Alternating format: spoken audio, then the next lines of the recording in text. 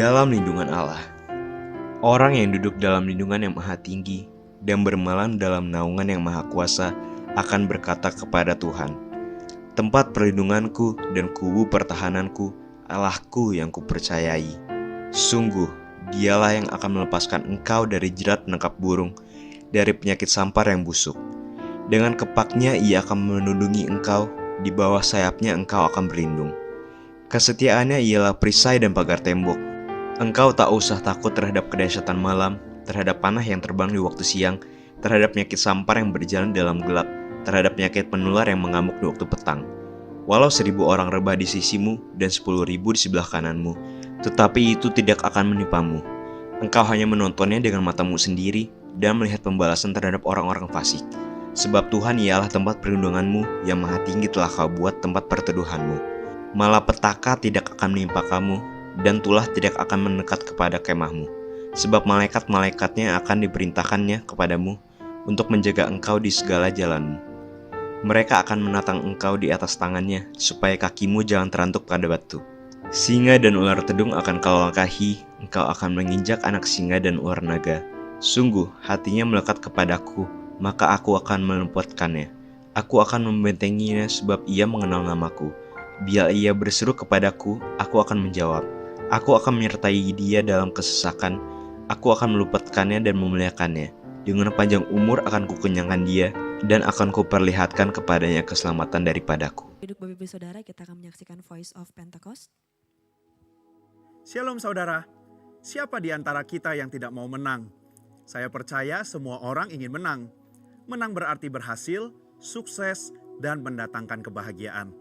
Baik ketika menghadapi pergumulan, tekanan, kesulitan, tantangan, dan masalah hidup yang ada dalam diri, rumah tangga, pekerjaan, usaha, pelayanan, pertandingan iman, dan seluruh aspek kehidupan kita.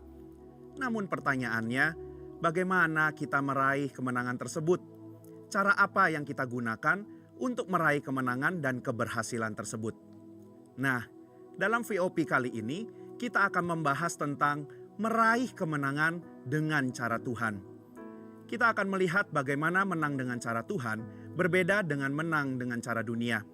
Pertama, kita akan melihat dari sisi kualifikasi pribadi seorang pemenang. Terdapat perbedaan kualifikasi seorang pemenang menurut penilaian atau standar dunia dan Tuhan. Biasanya, dunia akan berkata bahwa orang yang menang atau berhasil adalah mereka yang punya kualifikasi terpelajar, pintar, bijaksana, terpandang, kuat, dan punya posisi yang bagus. Tentu saja ini baik, namun hal-hal tersebut bukanlah faktor penentu dalam meraih kemenangan. Berdasarkan 1 Korintus 1 ayat 26-29 dan Mazmur 20 ayat 7, kita mendapati bahwa faktor penentu seseorang meraih kemenangan adalah Tuhan, bukan kualifikasi pribadi. Tuhanlah yang memberikan kemenangan, bukan karena kekuatan dan kehebatan manusia. Oleh karena itu, setiap kita punya kesempatan untuk meraih kemenangan di dalam Tuhan. Kita bisa melihat contoh-contoh di Alkitab seperti Yusuf, Daud, Gideon, dan lain-lain.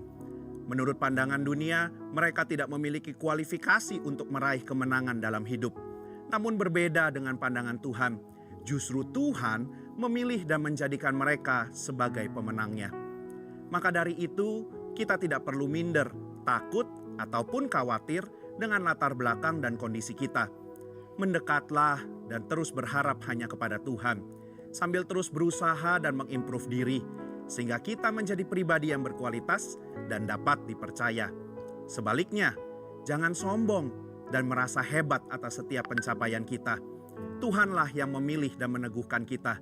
Dia juga yang memampukan dan menyertai kita. Kedua, kemenangan juga berbicara soal metode atau cara untuk meraih kemenangan itu. Cara yang Tuhan pakai seringkali berbeda dengan cara-cara dunia atau manusia, sehingga kita tidak bisa membatasi cara yang dapat dipakainya. Cara-cara luar biasa yang tidak dapat kita pikir dengan nalar manusia. Contohnya, runtuhnya Yeriko, peperangan yang dimenangkan dengan tim pemuji di depan prajurit, pasukan Gideon yang mengalahkan Midian dengan 300 prajurit, Daud diurapi menjadi raja dan mengalahkan Goliat dengan batu, orang-orang yang mendapatkan mujizat dan kesembuhan dari Yesus dengan cara yang berbeda-beda, seperti perkataan Tuhan, jubah Yesus, air liur bercampur tanah, air jadi anggur, dan sebagainya. Serta Paulus yang bebas dari penjara dengan pujian dan penyembahan, dan seterusnya. Peristiwa-peristiwa ini memberikan pengertian kepada kita bahwa Tuhan bisa memakai cara apapun untuk mendatangkan kemenangan bagi umatnya selama kita percaya dan melakukan perintahnya. Bagi kita saat ini, terdapat Alkitab sebagai panduan dan cara untuk menjalani dan meraih kemenangan dalam hidup ini. Bagi dunia, cara-cara ini tidak populer dan mungkin ada yang berkata tidak relevan. Tapi kita percaya bahwa Tuhan memberikan kemenangan kepada umatnya dengan caranya yang ajaib. Ketiga, kemenangan juga mengenai masalah waktu. Terdapat perbedaan antara waktu meraih kemenangan dengan cara Tuhan dan dunia. Jika dunia menuntut tenggat waktu dalam meraih kemenangan dengan perhitungan secara matematis, maka Tuhan kita tidak bisa dipaksa untuk memakai perhitungan secara matematis dalam meraih kemenangan atau keberhasilan. Kita bisa melihat contoh-contoh di Alkitab seperti Abraham, Musa, Israel, Yusuf, Daud, Ayub, dan lain-lain yang menantikan kemenangan dengan tekun dalam waktunya Tuhan. Ada yang menantikan setahun, namun juga ada yang 40 tahun. Secara dunia, hal ini tentu merupakan waktu yang panjang dan tidak populer. Namun Pengkhotbah 3 ayat yang 11 mengatakan, Tuhan membuat segala sesuatu indah pada waktunya. Waktu Tuhan berbeda dengan waktu dunia. Mungkin terasa begitu lambat, tapi waktu Tuhan tidak pernah terlambat. Maka dari itu, tetaplah percaya dan usahakan yang terbaik yang kita bisa. Kemenangan akan menjadi bagian milik kita. Alkitab memberikan langkah praktis yang dapat kita lakukan untuk meraih kemenangan. Pertama, beriman dan mengandalkan Tuhan. Kedua, ikuti dan terapkan prinsip kebenaran firman Tuhan dalam kehidupan sehari-hari. Yang ketiga, tekun dan sabar. Kesimpulannya, kita perlu hati-hati dengan cara kita dalam meraih kemenangan. Tuhan memberikan kemenangan kepada orang-orang yang dikasihinya, namun kita perlu mengikuti dan menerapkan prinsip kebenaran firman Tuhan dalam kehidupan kita. Dan tetap sabar dalam menantikan waktunya. Selain itu, kita tidak boleh bermegah atas kemenangan atau keberhasilan kita, karena itu adalah pemberian Tuhan. Mari kita meraih kemenangan bersama Tuhan dengan caranya sambil tetap memuliakan Tuhan dalam hidup kita. Saudara, untuk penjelasan lebih lengkap dari tim teologi kami, silakan scan QR Code atau buka link yang ada di atas. Tuhan Yesus memberkati.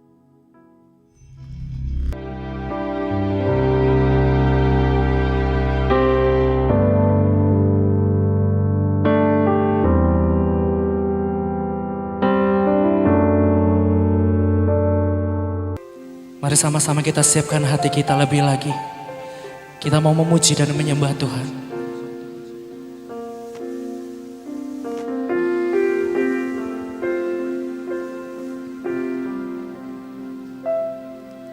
Sungguh besar setiamu, Kau nyatakan bagiku. Kau Bapa yang selalu mengerti isi hatiku. Kemuliaan-Mu Kau janjikan, aku tetap percaya.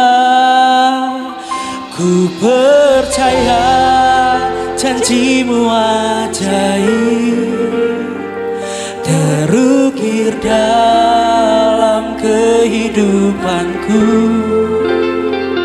Ku berserah di dalam kekuatan-Mu, hanya Kau segalanya bagiku.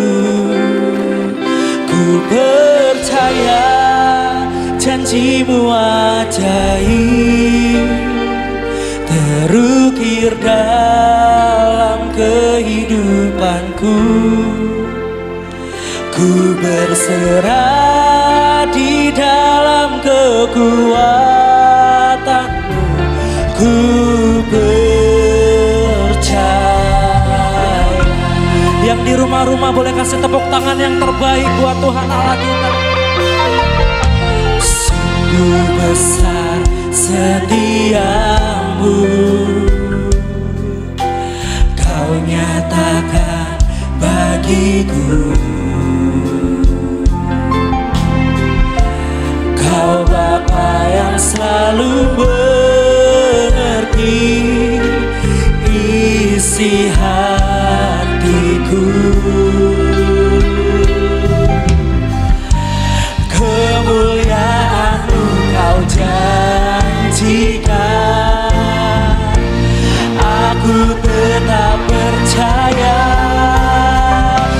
Ku percaya janji-Mu ajaib terukir dalam kehidupanku. Ku berserah di dalam kekuatan-Mu. Hanya Kau segalanya bagiku. Ku percaya janji-Mu ajaib terukir dalam kehidupanku. Ku berserah di dalam kekuatan. Ku percaya. Ku percaya janji-Mu ajaib terukir. Kami berserah penuh ya Tuhan di dalam kekuatan-Mu. Hanya Kau segalanya bagiku. Ku percaya janji-Mu ajaib terukir dalam kehidupanku. Ku berserah di dalam kekuatan-Mu. Ku percaya.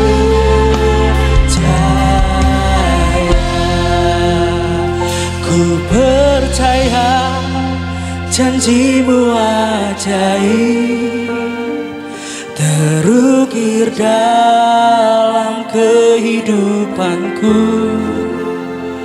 Ku berserah di dalam kekuatan-Mu. Hanya Kau segalanya bagiku. Ku percaya janji-Mu ajaib terukir dalam kehidupanku. Kami berserah penuh ya Tuhan di dalam kekuatan-Ku. Ku percaya. Mari sambil angkat tangan tinggi. Ku percaya janji-Mu ajaib terukir dalam kehidupanku. Ku berserah di dalam kekuatan. Hanya Kau segalanya bagiku.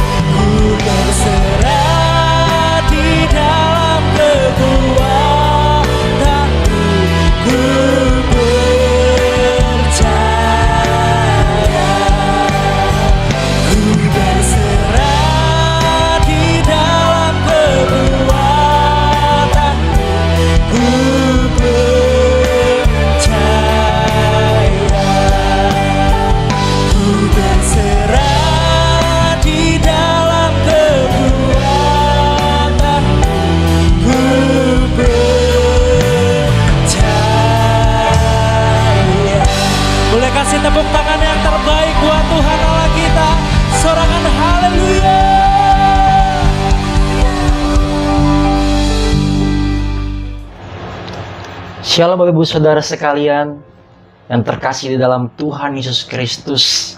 Saya ingin menyapa Bapak Ibu Saudara sekalian dimanapun berada. Apa kabar Bapak Ibu Saudara? Saya percaya dan saya berdoa bahwa Bapak Ibu Saudara tetap kuat dan tetap semangat di dalam Tuhan. Dan apapun yang terjadi saat ini di dalam setiap kehidupan kita Bapak Ibu Saudara, saya percaya Bapak Ibu Saudara selalu dipelihara oleh Allah yang kita sembah. Amin. Bapak Ibu Saudara yang terkasih dalam Tuhan. Baik Bapak Ibu Saudara yang terkasih di dalam Tuhan Yesus Kristus, hari ini kita akan belajar Bapak Ibu Saudara suatu kebenaran firman Tuhan yang boleh menjadi berkat bagi kita semua dan menjadi kekuatan dalam kehidupan kita Bapak Ibu Saudara. Tema khotbah saya pada hari ini yaitu adalah Bapak Ibu Saudara, hati yang dicari Tuhan. Saya sampaikan sekali lagi Bapak Ibu Saudara, hati yang dicari Tuhan. Nah Bapak Ibu Saudara, kita tahu bahwa hari-hari ini adalah hari-hari yang mungkin sulit untuk kita. Dan mungkin ada yang survive, ada yang bangkit. Tetapi ada juga orang yang merasa kesulitan. Tetapi saya percaya Bapak Ibu Saudara, ketika kita memiliki hati yang Tuhan cari, kita akan melihat mujizat dinyatakan atas setiap kita. Amin Bapak Ibu Saudara.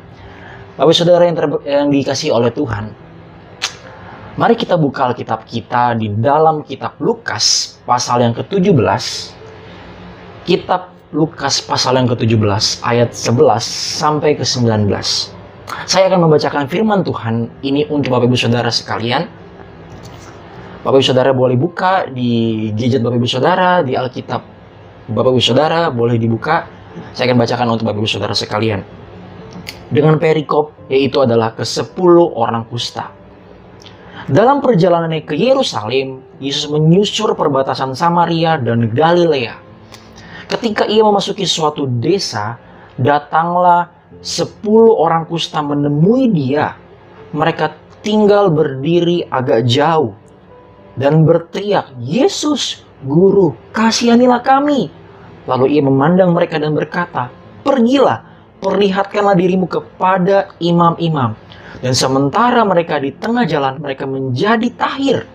Seorang dari mereka ketika melihat bahwa ia telah sembuh, kembali sambil memuliakan Allah dengan suara nyaring. Lalu tersungkur di depan kaki Yesus dan mengucap syukur kepadanya. Orang itu adalah orang Samaria. Lalu Yesus berkata, "Bukankah ke-10 orang tadi semuanya telah menjadi tahir? Di manakah yang 9 orang itu? Tidak adakah di antara mereka yang kembali untuk memuliakan Allah selain daripada orang asing ini?" Lalu ia berkata kepada orang itu, "Berdirilah dan pergilah, imanmu telah menyelamatkan engkau." Diberkatilah orang yang mendengarkan, merenungkan, dan melakukan kebenaran firman Tuhan ini. Amin. Bapak Ibu Saudara yang terkasih di dalam Tuhan, yang kita percaya bahwa cerita ini merupakan cerita di mana ada 10 orang kusta yang mengalami satu penyakit. Dan tentu kita tahu bahwa penyakit ini bukan penyakit yang yang biasa, tetapi di mana penyakit ini adalah penyakit yang jangkanya itu terlihat dari 1 tahun hingga 20 tahun. Nah, Bapak Ibu Saudara yang terkasih di dalam Tuhan, tadi kita sudah mendengarkan kebenaran firman Tuhan mengenai cerita ke-10 orang kusta.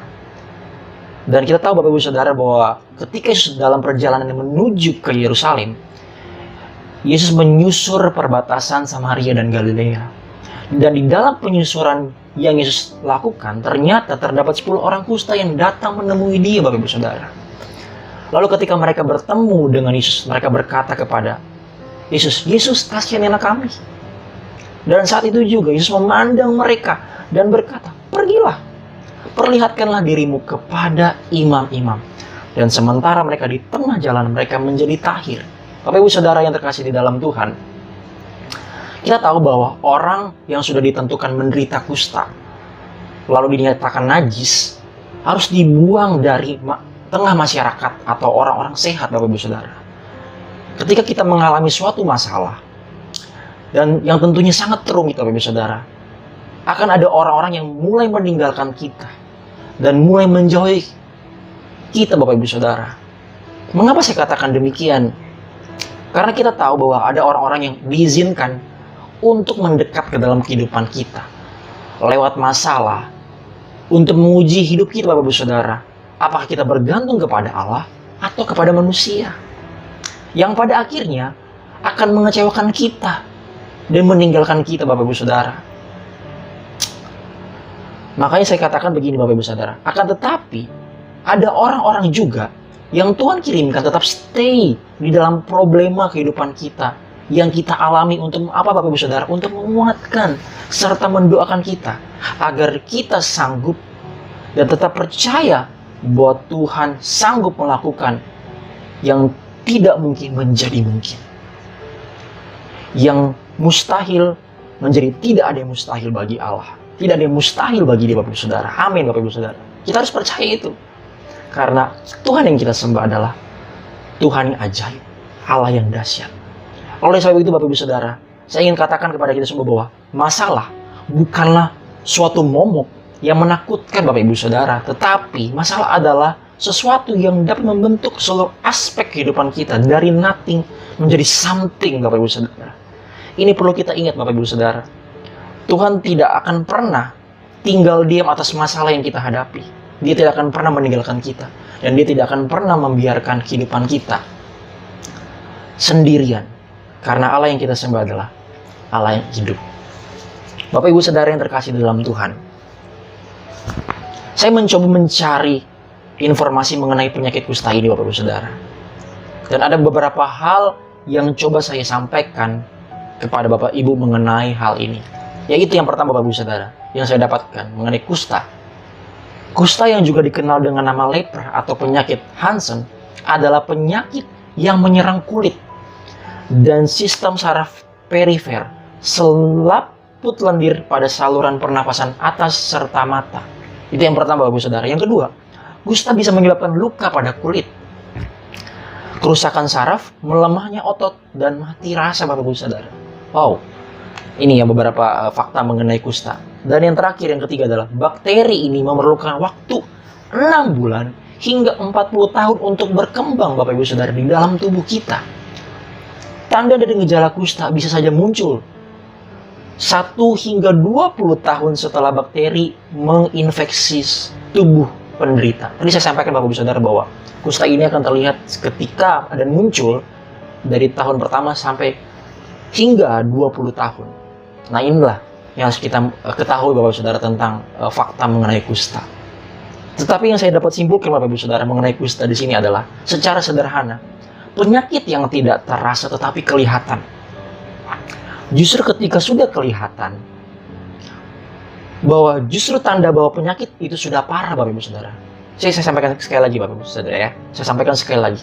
Justru ketika sudah kelihatan, disitulah tanda bahwa penyakitnya sudah parah. Disitulah tandanya penyakitnya sudah parah, Bapak Ibu Saudara. Ketika muncul penyakit itu terlihat, disitu terlihat bahwa ternyata penyakitnya sudah parah. Inilah yang terjadi, Bapak Ibu Saudara, di dalam kehidupan rohani anak-anak Tuhan. Di mana kita mulai tidak lagi merasakan apa-apa. Tidak mulai lagi merasakan satu gelora, satu gairah kepada Tuhan. Karena kita sibuk dengan persoalan kita sibuk dengan masalah kita yang kita hadapi. Inilah yang menjadi satu perenungan bagi kita bersama, Bapak Ibu Saudara. Kita harus menyadari bahwa persoalan, masalah itu bukan menjadi satu momok yang menakutkan, tetapi menjadi satu proses untuk membentuk seluruh aspek kehidupan kita agar menjadi pribadi yang kuat, yang menjadi seorang pemenang di dalam Kristus Yesus. Saya sampaikan, Bapak Ibu Saudara, bahwa kita adalah orang-orang yang diciptakan untuk menjadi lebih daripada pemenang. Bapak Ibu Saudara yang terkasih dalam Tuhan, saya mau sampaikan begini. Ketika orang sudah tidak lagi merasakan apa-apa, ada 3 hal yang menjadi satu bagian atau menjadi satu bagian di mana mereka tidak merasakan apa-apa. Yang pertama, Bapak Ibu Saudara, yaitu adalah firman Tuhan tidak membuat kita terasa apa-apa. Ketika kita sudah tidak merasakan satu gairah dalam kehidupan kita tentang bagaimana kita mencintai Tuhan seperti dulu, karena kita sibuk dengan masalah kita sibuk dengan berbagai macam hal di dunia ini. Firman Tuhan sudah tidak merasa menjadi bagian apa-apa dalam kehidupan kita. Bahkan kita tidak merasa bahwa firman Tuhan itu adalah suatu kekuatan dalam kehidupan kita. Karena kita sudah tidak merasakan apa-apa Bapak Ibu Saudara. Nah inilah yang menjadi satu perenungan bagi kita bersama. Perenungan bagi Bapak Ibu Saudara dan saya. Untuk kita menyadari bahwa seharusnya ketika kita mendengarkan firman Tuhan, ketika kita mendengarkan satu kebenaran, itu dapat mengubah hidup kita dan memberikan kita kekuatan. Bukan justru sebaliknya. Amin Bapak Ibu Saudara. Haleluya. Yang kedua Bapak Ibu Saudara, ketika yang terjadi di dalam kehidupan anak-anak rohani Tuhan ketika kita tidak mulai merasakan apa-apa, yang kedua adalah teguran orang selalu kita katakan bahwa kita tidak merasa seperti itu. Nah, Bapak Ibu Saudara, inilah yang menjadi satu hal yang perlu kita sadari. Ketika kita sudah tidak merasakan apa-apa dalam kehidupan kerohanian kita, teguran orang, teguran kakak rohani, teguran orang-orang di sekitar kita, mentor kita, itu seperti seakan-akan saya tidak seperti itu. Saya bukan orang yang seperti itu. Padahal teguran itu mendatangkan kebaikan untuk kita supaya kita sadar bahwa kita perlu orang lain dalam kehidupan kita untuk supaya kita mengerti kehendak Bapa, mengerti kehendak Tuhan. Dan inilah yang orang-orang yang Tuhan kirimkan untuk kita supaya kita berbalik dari jalan kita yang salah. Dan kita tidak konsen kepada masalah kita. Kita tidak terus terjebak dalam suatu masalah yang rumit sehingga kita lupa ada satu pribadi yang sanggup menolong kita. Oleh sebab itu, orang-orang di sekitar kita Tuhan kirimkan untuk menegur kita, untuk menasihati kita. Tetapi seringkali kita merasa ketika kita ditegur, ketika kita dikoreksi, ketika kita dikritik, kita merasa bahwa saya tidak seperti itu. Ini yang terjadi. Memang kita nggak sadar, makanya Bapak Ibu saya katakan gini. Bagaimana cara kita agar kita berubah? Untuk dapat kita menilai diri kita sendiri adalah kita perlu orang lain untuk menilai hidup kita. Jangan-jangan penyakit yang terjadi dalam diri kita, masalah yang menimpa hidup kita, itu ternyata berasal dari diri kita sendiri tanpa kita sadari. Bukan karena satu ujian untuk kita next level, ternyata kita yang mencari Bapak Ibu Saudara penyakit itu. Makanya saya katakan begini, kita perlu orang lain. Kita perlu ditegur, kita perlu dikoreksi, kita perlu dinasihati. Yang ketiga Bapak Ibu Saudara adalah ketika orang memberitakan tentang siapa kita yang sebenarnya, kita lebih merespon dengan tidak baik kepada orang tersebut. Nah, ini lagi Bapak Ibu Saudara yang menjadi satu poin penting. Ketika orang memberitahu tentang siapa kita yang sebenarnya, siapa Mika yang sebenarnya, nah kita mulai berpikir negatif kepada orang tersebut. Dan kita menganggap bahwa orang ini kok seperti orang yang sok kenal, padahal dia kenal kita, dia tahu kita, karena dia peduli sama kita. Maka dari itu orang ini menyampaikan siapa kita. Kamu seperti berbeda dengan yang lain. Ketika kamu menghadapi dia, orang ini ngomong ke kita, berbicara kepada kita bahwa kamu kok berbeda. Tetapi kita malah menganggap itu sebagai hal yang negatif, hal yang saya nggak seperti itu. Jadi malah kita membuat orang itu jadi berpikir kita negatif ke orang tersebut, Bapak Ibu Saudara. Nah ini terjadi di semua kalangan. Saya rasa bukan hanya di kalangan anak muda, bukan di kalangan remaja, tetapi kalangan dewasa, orang tua juga mengalami hal itu. Kita semua Bapak Ibu Saudara, semua golongan mengalami hal tersebut. Nah Bapak Ibu Saudara, saya catat di sini bahwa adalah kusta, yaitu adalah penyakit yang tidak terasa namun kelihatan. Dan akan selalu orang lain yang melihat sebelum kita. Saya katakan begini Bapak Ibu Saudara, bahkan akan ada selalu orang lain yang melihat sebelum kita. Jadi orang lainlah yang melihat sebelum kita Bapak Ibu Saudara. Yang dapat menilai dari kita adalah orang lain, bukan kita. Makanya saya mau sampaikan gini, nanti kita akan belajar hati yang ingin Tuhan cari dalam kehidupan kita. Seperti apa? Oleh sebab itu Bapak Ibu Saudara, kita harus menjadikan Tuhan sebagai pusat dalam kehidupan kita. Pertanyaannya adalah Bapak Ibu Saudara, bagaimana agar kita menerima mujizat dari Tuhan? Nah ini pertanyaannya, ini poin yang akan kita pelajari Bapak Ibu Saudara bersama-sama. Dari firman Tuhan yang tadi kita sudah baca, dari firman Tuhan yang tadi kita sudah sama-sama pelajari.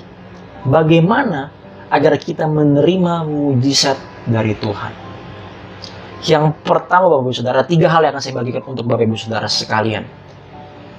Yaitu yang pertama adalah datang Bapak Ibu Saudara. Bapak Ibu Saudara, kalau kita melihat di dalam kitab Lukas tadi pasal 17 ayat yang ke-12, saya akan bacakan kembali Bapak Ibu Saudara. Ketika ia memasuki suatu desa, datanglah 10 orang kusta menemui dia. Datanglah 10 orang kusta menemui Yesus. Mereka tinggal berdiri agak jauh. Bapak Ibu Saudara yang terkasih dalam Tuhan. Tuhan sudah tahu keperluan masalah kita. Tuhan sudah tahu keperluan dan masalah kita, Bapak Ibu Saudara. Bahkan sebelum kita mengetahui dan mengatakan di dalam doa kita. Saya mau katakan begini, pastikan Bapak Ibu Saudara, setiap masalah kita membuat kita datang kepada Tuhan. Jangan sampai masalah justru membuat kita tidak datang kepada Tuhan. Haruslah lebih dahulu kita datang kepada Tuhan, Bapak Ibu Saudara, daripada mencari pelarian lain. Masalah yang membuat kita datang kepada Tuhan akan berubah menjadi sebuah kesaksian kita, Bapak Ibu Saudara. Saya sampaikan sekali lagi, Bapak Ibu Saudara. Masalah yang membuat kita datang kepada Tuhan akan berubah menjadi kesaksian kita. Ketika kita mencari Tuhan, Bapak Ibu Saudara, saya mau sampaikan begini. Ketika itu menjadi satu mujizat, kita akan melihat bahwa masalah yang kita alami, Tuhan sanggup menyelesaikannya. Asal kita datang kepada Tuhan. Dan ketika masalah itu terjadi, dan mujizat itu terjadi dalam kehidupan kita, itu akan menjadi satu kesaksian dalam kehidupan kita, yang akan kita boleh bagikan kepada orang lain, sehingga itu memberkati kita, memberkati banyak orang, bahkan terus menjadi satu histori dalam kehidupan kita. Bahkan kita akan bisa membagikannya ke semua orang dan menjadi kesaksian dan memberkati banyak orang. Itu yang pertama, Bapak Saudara. Yang pertama adalah kita datang kepada Tuhan. Ketika orang kusta ini mengalami satu penyakit, ke-10 orang kusta ini mengalami satu penyakit, mereka datang mencari Yesus, Bapak Saudara, menemui Yesus. Pertanyaannya, apakah hari-hari ini kita mengalami satu problema, masalah yang begitu berat, yang rumit, kita mencari pelarian lain, kita mencari hal-hal yang lain, atau kita mencari Yesus, pribadi yang sanggup, yang selalu hadir di dalam hidup kita? Bukankah Tuhan berkata bahwa kita datang kepada Tuhan? Tuhan berkata bahwa marilah kepadaku semua yang letih lesu dan berbau berat. Marilah semua datang kepadaku. Yang merasa hatinya hari ini hancur, yang merasa ada banyak masalah, problema. Tuhan mencari hati yang sungguh-sungguh datang dengan segenap hati, Bapak Ibu Saudara. Itu yang Tuhan cari. Datang dengan segenap hati. Datang dengan kesungguhan. Yang kedua, Bapak Ibu Saudara. Yang kedua adalah doa. Tadi yang pertama kita pelajari, bagaimana cara agar kita menerima mujizat dari Tuhan. Yang pertama adalah datang. Temui Yesus. Temui Yesus, Bapak Ibu Saudara, saya katakan. Temui Yesus. Hadirkan di dalam hidup saudara dan saya. Dan kita akan melihat mujizat terjadi. Yang kedua, Bapak Ibu Saudara, adalah doa. Kalau kita melihat dalam kitab Lukas pasal 17 ayat yang ke-13, Bapak Ibu Saudara, dikatakan begini. Dan berteriak, Yesus Guru, kasihanilah kami.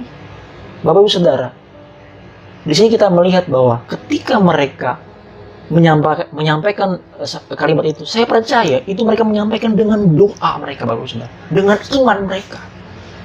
Mereka menyampaikan dengan satu keyakinan mereka, keimanan mereka kepada Tuhan bahwa Yesus sanggup menyembuhkan mereka. Bahwa Engkau sanggup, Tuhan. Mereka menaikkan dengan doa mereka. Saya pelajari di sini, Bapak Ibu Saudara, bagaimana mereka menaikkan doa mereka kepada Tuhan. Yesus, kasihanilah kami. Yesus Guru, kasihanilah kami. Bapak Ibu Saudara, saya catat di sini, Bapak Ibu Saudara, Tuhan sudah tahu semua keperluan dan masalah kita. Bahkan sebelum kita mengetahui dan mengatakannya dalam doa kita. Tetapi doa adalah tanda dan bukti kerendahan hati kita, Bapak Ibu Saudara. Tuhan sebenarnya tidak terlalu tertarik dengan kata-kata kita yang keluar dari mulut kita, tetapi Tuhan tertarik dengan apa, Bapak Ibu Saudara? Dengan kerendahan hati. Tuhan tertarik dengan kerendahan hati kita ketika kita datang kepada Tuhan dengan segenap hati kita, dengan ketulusan, dengan kemurnian hati, tanpa memakai atribut-atribut apapun dari dalam diri kita, tapi hanya datang kepada Tuhan, berdoa kepada Tuhan dengan kerendahan hati, dengan kemurnian hati, dengan ketulusan hati. Kita akan melihat, Bapak Ibu Saudara, mujizat itu pasti terjadi. Amin, Bapak Ibu Saudara. Saya berdoa untuk Bapak Ibu Saudara semua yang menyaksikan ibadah online hari ini. Biarlah mujizat terjadi saat ini juga atas Bapak Ibu Saudara yang mengalami sakit penyakit, yang mengalami masalah. Tuhan yang sanggup menyelesaikannya. Asalkan Bapak Ibu Saudara datang dan berdoa kepada Tuhan dengan kemurnian hati. Amin Bapak Ibu Saudara. Yang ketiga Bapak Ibu Saudara, ketika kita sudah datang dan berdoa, bagaimana cara agar kita menerima mujizat dari Tuhan? Yang ketiga adalah Bapak Ibu Saudara, dilakukan. Saya katakan lagi, dilakukan Bapak Ibu Saudara. Kalau kita melihat Bapak Ibu Saudara di dalam kitab Lukas pasal 17 ayat yang ke-14, dikatakan begini. Lalu ia memandang mereka dan berkata, pergilah, perlihatkanlah dirimu kepada imam-imam. Dan sementara mereka di tengah jalan, mereka menjadi tahir. Wow, dahsyat Bapak Ibu Saudara. Sementara kan mereka ya di dalam tengah perjalanan, mereka menjadi tahir. Belum sampai kepada imam Bapak Ibu Saudara, baru di jalan, mereka sudah menjadi tahir, sembuh Bapak Ibu Saudara. Wow, dahsyat Bapak Ibu Saudara. Ini menjadi satu pelajaran bagi kita bersama. Ketika mereka diperintahkan oleh Yesus, pergi kepada imam-imam. Pergi kepada imam-imam. Saat mereka pergi melakukan apa yang disuruh oleh Yesus, mereka melakukan apa yang disuruh oleh Yesus, yang disuruh oleh Yesus, apa yang diperintahkan oleh Tuhan dalam perjalanan mereka, dalam tindakan iman mereka. Belum sampai kepada tujuan, mereka sudah sembuh Bapak Saudara, sudah menjadi tahir dari penyakit kusta mereka. Wow. Nah, Bapak Saudara, apa yang Tuhan perintahkan kepada kita haruslah kita lakukan dalam ketaatan. Saya sampaikan begini Bapak Saudara ya. Banyak orang tidak menemukan mujizat karena mereka hanya berhenti sampai pada apa? Datang dan doa Bapak Saudara. Hanya berhenti sampai pada datang dan doa. Tetapi tidak taat melakukan. Nah, ini Bapak Saudara yang ingin saya sampaikan. Kita sebagai orang-orang yang percaya kepada Tuhan, yang sebagai pengikut Kristus, yang selalu menaikkan pujian penyembahan kita. Seringkali kita cuma hanya datang kepada Tuhan, lalu kita berdoa, tapi kita tidak ada melakukan satu perbuatan kita. Kita tidak melakukan bagian kita, Bapak Ibu Saudara. Kita tidak melakukan apa yang menjadi bagian kita. Kita hanya fokus kepada biar Tuhan saja deh yang melakukan bagiannya Tuhan. Saya diam aja. Padahal nggak seperti itu. Tuhan ingin melihat keimanan kita, tindakan kita, action kita seperti apa, Bapak Ibu Saudara. Ini yang mau Tuhan lihat dari kita. Makanya dari itu saya sampaikan begini Bapak Ibu Saudara. Meskipun itu berat dan tidak masuk akal, bahkan belum terjadi apa-apa atau tidak ada tanda-tanda Bapak Ibu Saudara, tetaplah melakukan karena cara Tuhan adalah, saya sampaikan nih, sementara mereka di tengah jalan, mereka menjadi tahir. Bayangin Bapak Ibu Saudara, bayangkan sementara mereka di tengah jalan, mereka menjadi tahir. Tuhan menginginkan bahwa ketaatan selalu mengandung resiko, tetapi karena ketaatan selalu mengandung mujizat. Saya sampaikan kalimat ini Bapak Ibu Saudara. Ketaatan selalu mengandung resiko, karena ketaatan selalu mengandung mujizat. Saya tahu Bapak Ibu Saudara, saya percaya memang ketaatan itu tidaklah satu hal yang enak. Kita harus menerima satu resiko-resiko yang tidak pernah kita bayangkan sebelumnya. Tetapi percayalah Bapak Ibu Saudara, ketika kita melakukan ketaatan itu dengan segenap hati kita, dengan ketulusan hati kita, kemurnian kita, itu akan mengandung mujizat. Kita akan melihat jawaban dari setiap masalah kita ketika kita melakukan bagian kita. Bapak Ibu Saudara yang terkasih dalam Tuhan, doa kita haruslah doa yang bertanya kepada Tuhan apa yang harus kita lakukan daripada memerintah Tuhan menyelesaikan masalah kita. Memang berdoa jauh lebih mudah daripada taat, Bapak Ibu Saudara. Memang berdoa jauh lebih mudah daripada taat. Orang lebih senang datang berdoa, tetapi ketika melakukan bagiannya, mereka nggak mau Bapak Ibu Saudara. Kita nggak mau melakukan bagian kita. Kita sibuk hanya untuk ya Tuhan, pokoknya saya terima, saya sudah datang, saya sudah berdoa, tapi saya kayaknya ntar dulu deh untuk melakukan bagian saya. Nah, ini yang menjadi satu perenungan kita bersama Bapak Ibu Saudara. Seharusnya kita ketika sudah datang dan berdoa, lakukanlah bagian kita. Dan ketika kita melakukan bagian kita, mujizat terjadi. Dan Tuhan menyatakan kuasanya atas setiap kita. Amin Bapak Ibu Saudara yang terkasih dalam Tuhan. Nah Bapak Ibu Saudara, Ketiga hal di atas atau ketiga hal yang tadi kita pelajari Bapak Ibu Saudara, itu adalah standar minimal dari kita menjadi orang Kristen yang baik. Itu baru minimal Bapak Ibu Saudara. Ada begitu banyak poin-poin yang mungkin bisa kita dapatkan. Tapi saya ingin membagikan 3 Bapak Ibu Saudara. Bagaimana cara kita mendapatkan mujizat dari Tuhan? Yang pertama tadi, apa Bapak Ibu Saudara? Datang. Yang kedua adalah berdoa. Lakukan. Ketika kita datang sama Tuhan, kita doa sama Tuhan. Yang ketiga, dilakukan. Nah inilah, kita melakukan apa yang menjadi bagian kita. Nah Bapak Ibu Saudara, saya tulis di sini bahwa berkat dan mujizat membereskan masalah kita, tetapi tidak membereskan hati kita Bapak Ibu Saudara. Banyak orang percaya Tuhan itu ada, tetapi tidak mempercayakan hidupnya kepada Tuhan. Banyak orang mempercayakan masalahnya kepada Tuhan, tetapi tidak mempercayakan hidupnya kepada Tuhan.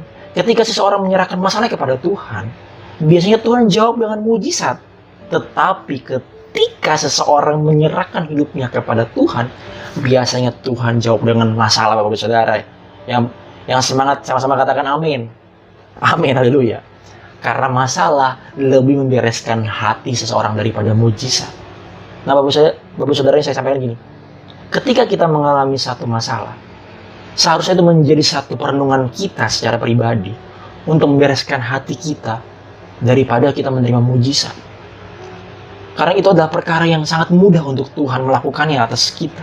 Tetapi yang harus menjadi konsen dalam kita adalah, yaitu bagaimana kita membereskan hati kita, membersihkan kehidupan kita agar mujizat itu terjadi dalam kehidupan kita. Saya percaya Bapak Ibu Saudara, 10 orang kusta ini, Tuhan tahu mereka sedang mengalami satu penyakit, tapi Tuhan ingin melihat tindakan iman mereka, dan mereka melakukan apa yang menjadi bagian mereka Bapak Ibu Saudara. Nah, saya akan tutup Bapak Ibu Saudara dengan satu kesaksian pribadi ya Bapak Ibu Saudara. Pada waktu itu sekitar bulan Juni tahun 2021. Rencananya saya akan menikah di tahun 2020 bulan Oktober Bapak Ibu Saudara. Tetapi karena pandemi itu melanda saat itu, akhirnya kami harus mundur di tahun 2021. Jadi ceritanya Bapak Ibu Saudara, di bulan Juni tahun 2021 itu calon istri saya yang sekarang sudah menjadi istri saya itu mengajar di satu sekolah TK. Dan dia menjabat sebagai kepala sekolah di sana. Dan ketika itu Bapak Ibu Saudara, seorang istri saya yang sekarang menjadi istri saya adalah istri saya waktu itu sekolahnya mengalami satu masalah, yaitu muridnya sedikit dan harus ditutup Bapak Ibu Saudara. Singkat cerita, waktu itu masih menjadi calon istri saya, dia menyampaikan kepada saya, bagaimana ya, sekolah saya sudah mau tutup, kita harus bagaimana? Saya katakan begini kepada calon istri saya yang sekarang menjadi istri saya, kamu percaya sama Tuhan? Ya, saya percaya, katanya. Kita doa sama-sama sama Tuhan. Kita datang kepada Tuhan. Lalu ketika Bapak Ibu Saudara kita datang kepada Tuhan, bukan karena kita sedang ada masalah Bapak Ibu Saudara. Memang kami sudah melakukan itu, apapun mau dalam keadaan baik, tidak baik, kami selalu punya komitmen untuk datang kepada Tuhan. Karena kita tahu hubungan yang saat ini, waktu saya alami, yang saya jalani dengan istri saya saat ini, itulah karena kebaikan Tuhan. Saya katakan kepada istri saya bahwa, percaya bahwa apa yang kita tabur selama ini, kita akan menuai. Dan anak-anak Tuhan tidak akan pernah dipermalukan. Dan singkat cerita, ketika di bulan Juni tiba Bapak Ibu Saudara, akhirnya semua murid itu sudah lulus, karena Siti tidak menerima murid lagi, dan yayasannya juga sudah menyampaikan untuk ditutup sekolahnya. Akhirnya tutup Bapak Ibu Saudara. Ketika di awal Juni, akhirnya sekolah itu tutup ya, karena di awal Juni. Karena kan pembelajaran semester sudah berakhir Bapak Ibu Saudara. Singkat cerita, saya istri saya juga sedih. Itu mengalami mungkin ya khawatir juga, karena jujur Bapak Ibu Saudara, di masa pandemi yang melanda, tidak ada pemasukan, tetapi ternyata Tuhan begitu ajaib. Saya katakan begini, yuk ambil bagian kita. Kita lakukan apa? Kita doa, puasa. Dan yang kedua adalah, saya katakan, kita buat surat lamaran. Kita cari di iklan-iklan lamaran, masukkan lamaran kamu. Saya katakan begitu Bapak Ibu Saudara. Bapak Ibu Saudara tahu, Ketika kita melakukan tindakan kita, istri saya melakukan semua, saya bantuin dia, saya siapkan semua berkas-berkas apa yang diperlukan untuk lamaran kerja. Masukkan Bapak Ibu Saudara. Dalam waktu Bapak Ibu Saudara, kalau orang berpikir untuk cari kerja di masa pandemi itu kan sulit. Mungkin butuh waktu 2-3 bulan bahkan sampai setengah tahun untuk bisa dapat pekerjaan. Tetapi saya percaya ketika itu saya mengimani bahwa bagi Tuhan tidak ada yang mustahil. Saya menyembah Tuhan, saya berdoa dari rumah saya. Saya berdoa untuk calon istri saya. Tuhan, Engkau memberkati, Engkau membukakan pintu pekerjaan, mujizat terjadi. Kami sudah melakukan bagian kami, menyebar surat lamaran. Sudah kami masukkan semua surat lamaran. Dan Bapak Ibu Saudara tahu, dalam waktu 2 minggu dari ketika sekolah itu tutup, ada panggilan interview. Dan Bapak Ibu Saudara tahu, hanya perlu waktu 2 hari di interview psikotes ya. Semua karena dia seorang guru, karena dia diterima di salah satu sekolah Kristen SD, dari kepala sekolah TK menjadi guru SD. Dan puji Tuhan langsung diterima Bapak Ibu Saudara. Karena melihat background istri saya yang punya pengalaman begitu luar biasa yang Tuhan berikan kepada istri saya. Dan puji Tuhan, pekerjaan didapatkan oleh istri saya. Haleluya, berikan tepuk tangan bagi Tuhan Yesus.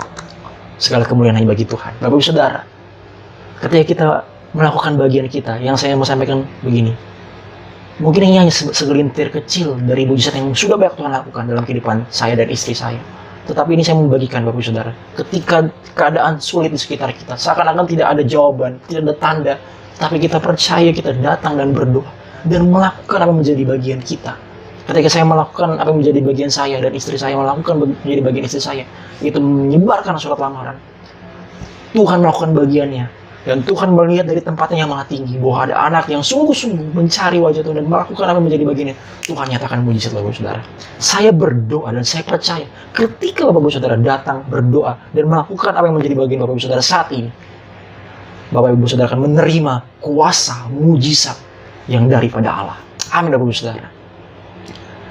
Jadi Bapak Ibu Saudara yang terkasih dalam Tuhan, dari ketiga poin yang telah saya sampaikan dan kita pelajari bersama Bapak Ibu Saudara, bahwa ketika kita mengalami berbagai masalah dan persoalan dalam kehidupan kita, datanglah kepada Tuhan dengan ketulusan Bapak Ibu Saudara dan naikkan doa kita di hadapan Tuhan dengan kemurnian hati dan lakukan apa yang menjadi bagian kita, maka mujizat pasti terjadi atas kehidupan kita. Karena hati yang seperti inilah yang Tuhan cari bagi mereka yang mengasihi Tuhan. Haleluya Bapak Ibu Saudara. Demikianlah firman Tuhan pada hari ini. Kiranya ini memberkati Bapak Ibu Saudara sekalian. Tuhan Yesus memberkati.